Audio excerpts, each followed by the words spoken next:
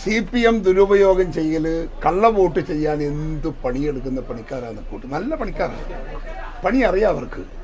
ഞാൻ ചോദിക്കുന്നു, കള്ളവോട്ട് ഏത് കാലത്ത് ആരംഭിച്ചതാണ്? ഞാൻ കള്ളവോട്ടിനെതിരെ കോടതിയിൽ പോയി ജയിച്ചു വന്ന MLA അല്ലേ, ഞങ്ങൾക്ക് അറിയില്ല, ഓർമ്മയില്ലേ?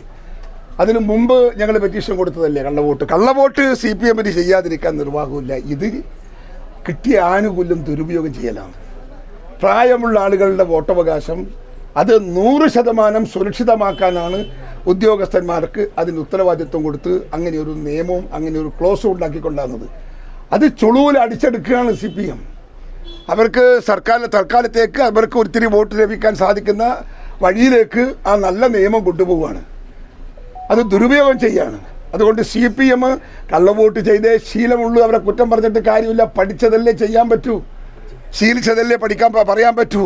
അവരെ കുറ്റം പറഞ്ഞിട്ട് എന്ത് കാര്യം? അതുകൊണ്ട് അവർ നന്നാവുന്നില്ല. ഒരു കാര്യത്തിൽ ഒരു പ്രശ്നമുണ്ട്. ഇത് തുടങ്ങിയത് എപ്പോഴാന്ന് ചോദിച്ചാൽ, ഏതാണ്ടൊക്കെ ഇവിടെ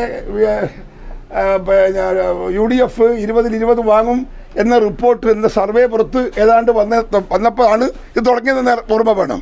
അപ്പോൾ അവർക്ക് ആശങ്ക വന്നു, ഭയപ്പാട് വന്നു തകർക്കണം. അതിനുവേണ്ടി കള്ളവോട്ട് ചെയ്യുന്നു, വേറെ മാർഗമൊന്നുമില്ല. 100% ഞങ്ങളൊക്കെ പ്രതീക്ഷിക്കുന്നു. ഞങ്ങളതിൻ്റെ മുൻകരുതൽ എടുക്കും, ഒരു തർക്കവും വേണ്ട കാര്യത്തിൽ. ഇതിൽ ഈ തെരഞ്ഞെടുപ്പ് കമ്മീഷൻ പറഞ്ഞത് ഈ വീട്ടിലെത്തി വോട്ട് ചെയ്യുന്ന ആൾക്കൊപ്പം ഈ രാഷ്ട്രീയ പാർട്ടികളുടെ ആളുകളും പോകണം എന്ന് പറഞ്ഞിരുന്നു. അതിലൊരു വീഴ്ച വന്നിട്ടുണ്ടോ? വീഴ്ച വന്നതല്ല. ശരിക്കും കോൺഗ്രസിൻ്റെ യഥാർത്ഥത്തിൽ അറിയിക്കേണ്ടുന്നവരെ വേണ്ട രീതിയിൽ അറിയിക്കുന്നില്ല എന്നുള്ളതാണ് സത്യം. കാരണം ഉദ്യോഗസ്ഥ തലത്തിലും രാഷ്ട്രീയമുണ്ട്. അവർ CPMകാരെ സഹായിക്കുന്നുണ്ട്. അവർക്ക് രാഷ്ട്രീയം കളിക്കുന്നത് കൊണ്ട് തന്നെ കോൺഗ്രസിൻ്റെ ആളുകൾക്ക് ഡയറക്ഷൻ കിട്ടുന്നില്ല. ഡയറക്ഷൻ കിട്ടിയാൽ ഞങ്ങൾ പോകാതിരിക്കുന്ന വിഷയമില്ല. പോയിട്ടില്ലെങ്കിൽ പോകാതിരിക്കുന്നതിൻ്റെ ഉത്തരവാദിത്വം അറിയിക്കേണ്ടുന്ന ഉദ്യോഗസ്ഥൻ്റെ കൃത്യവിലോപമാണ്. അതുകൊണ്ട് ഞങ്ങൾ പരാതിപ്പെടും. 5 പേരെ സസ്പെൻഡ് ചെയ്തിട്ടുണ്ട്. അത് തൃപ്തികരമല്ലെങ്കിലും ആശാസ്യമാണ്. അത്രയെങ്കിലും ചെയ്തല്ലോ. ഇടതുപക്ഷം ഭരിക്കുമ്പോൾ 5 പേരെങ്കിലും സസ്പെൻഷൻ നടത്തി നടപടി എടുത്തു എന്നത് ആശാസ്യമാണ്. നമുക്കൊരു പുതിയ കോൺഫിഡൻസ് ആണ്. Welcome it. ഇനിയും ഇതുപോലെ ഉണ്ടായി എന്ന് തന്നെയാണോ? എനിക്ക് CPMകാരെ അറിയുമ്പോൾ നിങ്ങൾക്കൊന്നും ആർക്കും അറിയില്ല. ഞാനതെല്ലാം ഇവരുമായി വളരെയേറെ എല്ലാം സ്റ്റഡി ചെയ്ത ഒരാളാണ്. അവരെ അക്രമ സ്വഭാവവും അവരെ അക്രമവും രാഷ്ട്രീയവും എല്ലാം ബോംബ് പൊട്ടിച്ച് ഞാൻ ചോദിക്കുന്നു, ഈ തെരഞ്ഞെടുപ്പിൻ്റെ കാലഘട്ടത്തിൽ ആരെങ്കിലും ബോംബ് പൊട്ടിക്കുമോ? എന്നിട്ട് എന്ത് നുണയാ പ്രചരിപ്പിച്ച് അവസാനം ബ്രാഞ്ച് സെക്രട്ടറി തന്നെ പറഞ്ഞില്ലേ, പാർട്ടി പറഞ്ഞാണ് ഞങ്ങൾ ബോംബ് പൊട്ടിച്ചതെന്ന്. എന്താ മറുപടി അവർക്ക്? അവരാദ്യമെല്ലാം പറഞ്ഞതിന് എന്താ മറുപടി? അപ്പം നിഷേധിച്ചല്ലോ, ഞങ്ങൾ അങ്ങനെ പറഞ്ഞിട്ടില്ല, ചെയ്തിട്ടില്ല, ഇപ്പം തീരുമാനിച്ചിട്ടില്ല എന്നൊക്കെ പറഞ്ഞില്ലേ. ബ്രാഞ്ച് സെക്രട്ടറിയുടെ സ്റ്റേറ്റ്മെൻറ്റ് ചെയ്യാൻ ശേഷം ഒരുത്തൻ വായ തുറന്നു. നാണോ മാനോ ഇല്ലാത്ത വിഭാഗത്തിന് എന്ത് വന്നാലും അത്. ഈ വടകരയിലെ സൈബർ അതിക്രമത്തിൽ വലിയ പ്രതിഷേധം നടത്തുകയാണ് LDF. KK ശൈലജയ്ക്കെതിരെ കോൺഗ്രസ് നേതാക്കൾ. ടീച്ചർക്കെതിരെ അങ്ങനെ പറഞ്ഞെങ്കിൽ അത് തെറ്റ്, ഒരു തർക്കമില്ല. അത് പക്ഷേ പറഞ്ഞില്ലേ എന്നുള്ളതിനെക്കുറിച്ച് അത് വിവാദത്തിലാണ്. അതിന് നേരും സത്യവും കണ്ടുപിടിക്കണം. എനിക്കത് ശരിക്കും ഞാൻ സ്റ്റഡി ചെയ്തിട്ടില്ല ആ വിഷയത്തിൽ. പക്ഷേ ടീച്ചർക്കെതിരെ അങ്ങനെ ഒരു കമൻറ്റ് വന്നെങ്കിൽ it is absolute wrong. I condemned it. Kasaragod Rajmohan ഉണ്ണിത്താനെതിരെയും എന്തൊരു വീഡിയോ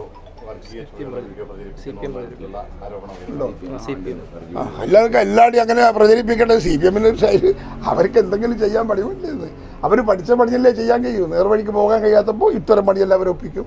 അതിലൂടെയൊക്കെ എന്ത് കിട്ടും? 2 വോട്ട് കിട്ടും, 5 വോട്ട് കിട്ടും, അവരത് ഉണ്ടാക്കും. That is the nature of CPM. ദൈവത്തിന് പോലും അവരെ രക്ഷിക്കാൻ കഴിയില്ല.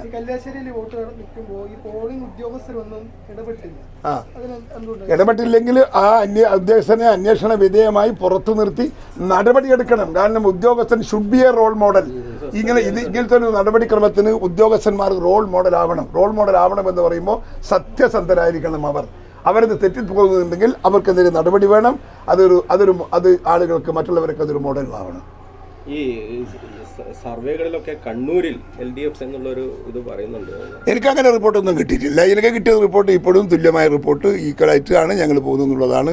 എനിക്കതിൽ ആശങ്കയുമില്ല, ഭയവുമില്ല. എന്തിനാ എനിക്ക് ഭയപ്പെടുന്നുണ്ടെങ്കിൽ ഞാനിപ്പോൾ അങ്ങ് പറഞ്ഞേക്കൂലേ, അദ്ദേഹം ആയിക്കോട്ടെ എന്ന് ജയിച്ച ആയിക്കോട്ടെ, എന്താ പ്രശ്നം? ഇപ്പോൾ എനിക്ക് പരാതിയൊന്നുമില്ലല്ലോ. ശക്തമായ മത്സരമാണ് എന്ന് നിങ്ങൾ പറയുന്നു. എനിക്ക് ശക്തമാണെന്ന് തോന്നിയിട്ടില്ല. സർവേ അല്ലേ? ഈ സർവേൻ്റെ അകത്ത് നിങ്ങൾക്കറിയില്ലേ, സർവേക്ക് എന്തെല്ലാം പോരായ്മകളുണ്ട്, എന്തെല്ലാം മൈനസ് പോയിന്റ് ഉണ്ട്, അതിനെന്തെല്ലാം കൺവിൻഷൻസ് വ്യത്യാസമുണ്ട്, ഇല്ലേ? ഒരുപാടില്ലേ? അത് ഓരോരാളെ അനുസരിച്ച് റിപ്പോർട്ടൊക്കെ വരും, സ്വാഭാവികം. Okay, thank you.